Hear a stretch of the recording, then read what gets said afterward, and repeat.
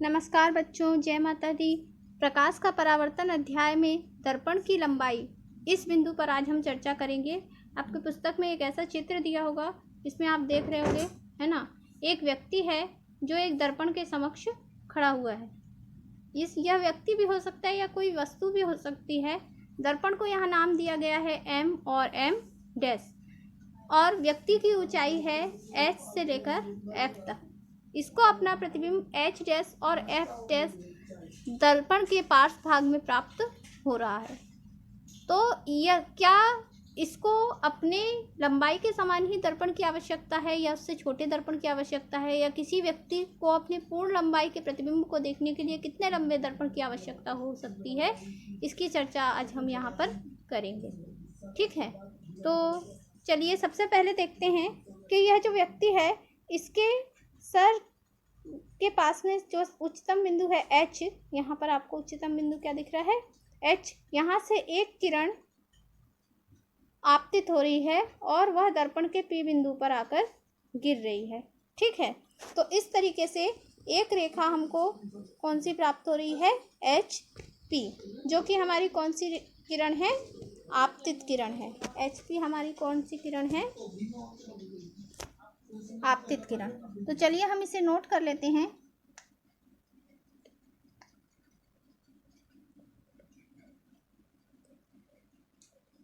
आपतित किरण HP। ठीक है, अब वापस देखते हैं।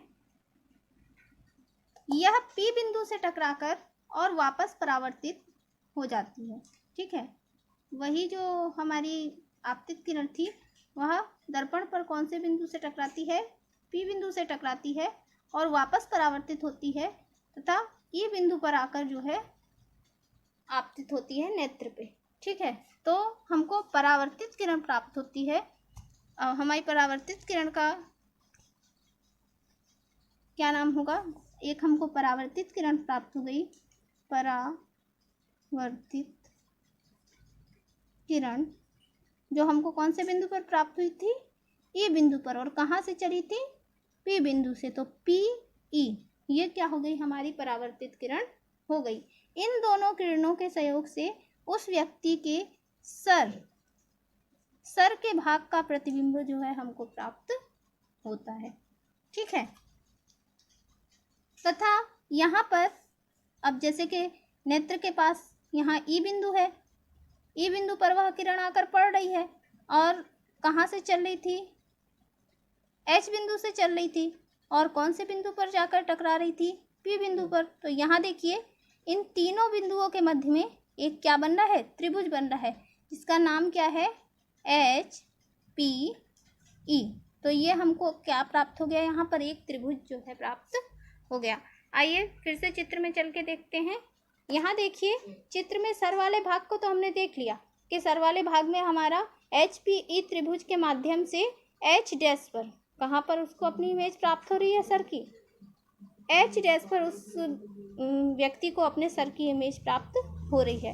अब पैर की इमेज प्राप्त करने के लिए पैर से F बिंदु से, कौन से बिंदु से, F बिंदु से एक किरण जो है आपतित होती है Q बिंदु पर। कौन से बिंदु पर आपतित होती है, दर्पण के Q बिंदु पर आपतित होती है, तथा यहाँ से टकराकर जब वह परावर्तित होती है तो व्यक्ति के नेत्र के E बिंदु पर, ठीक है, वापस से उसके नेत्र के E बिंदु पर जाकर टकराती है और वहाँ पर वह इमेज बनाती है।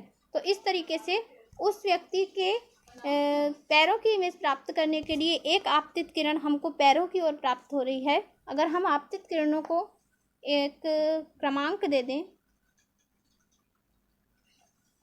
आपतित किरण क्रमांक 1, ठीक है, तो आपतित किरण क्रमांक 2 हमको प्राप्त होगा। आपतित किरण 2, अब वो क्या थी, हमारी F बिंदु से चल रही थी और कौन से बिंदु पर गिर रही थी, Q बिंदु पर गिर रही थी। उसी तरीके से अब यहाँ पर आपतित किरण 2 है तो परावर्तित किरण 2 भी होगी। ये हमारी कौन सी थी, परावर्तित किरण 1 थी, PE, जो सर का इमेज बनाने के लिए कार्य कर रही थी। उसी तरीके से हमारी दूसरी परावर्तित किरण भी होगी, इसको अभी हम चित्र में देखेंगे। तो परावर्तित किरण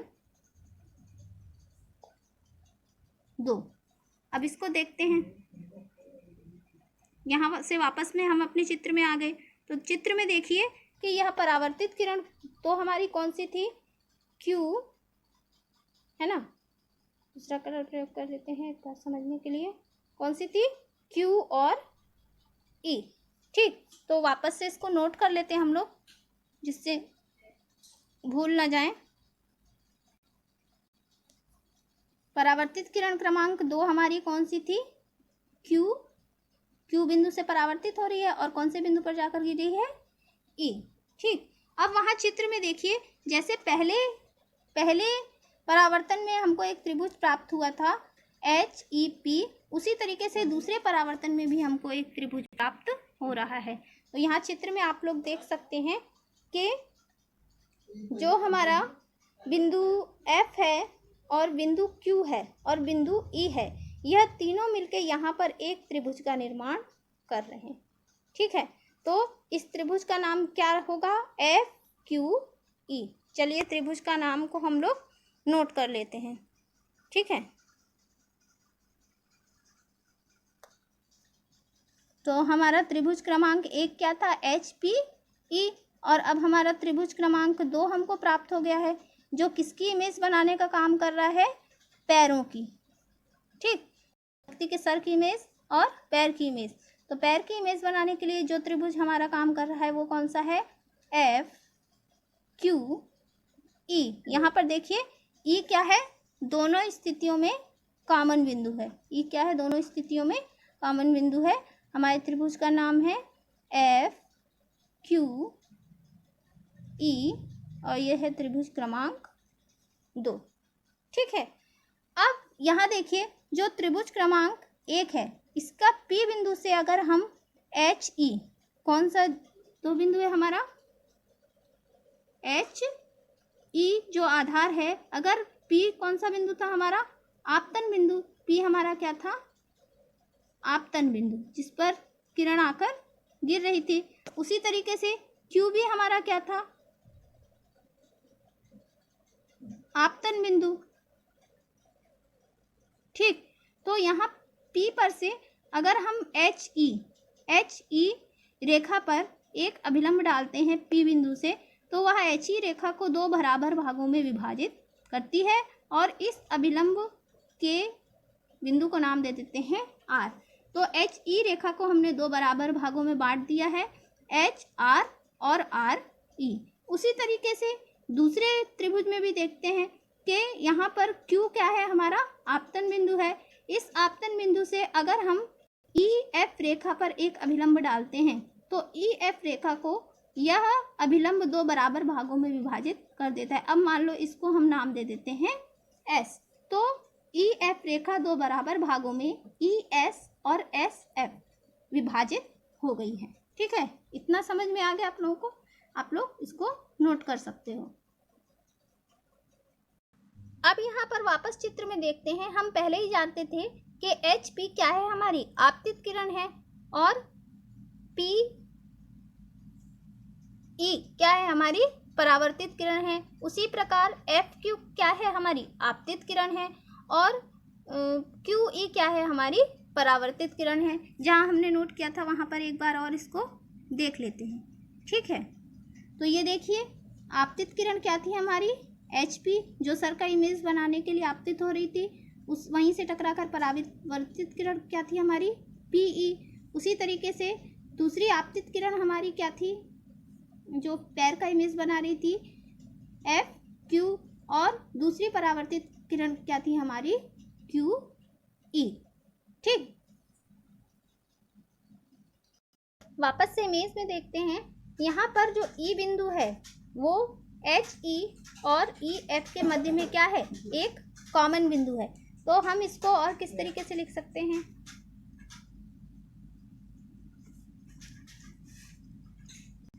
यहाँ पर हम इसको और लिख सकते हैं 1/2 HE + EF।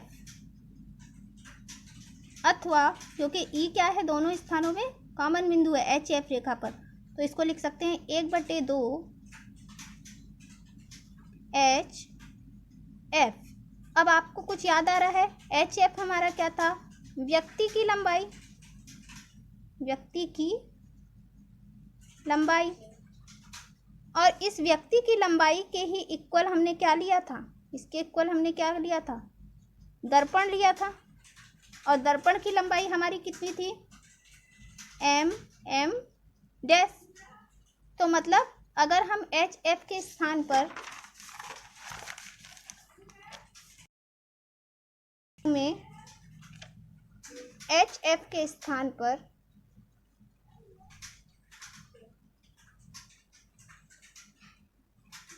क्या रख दें,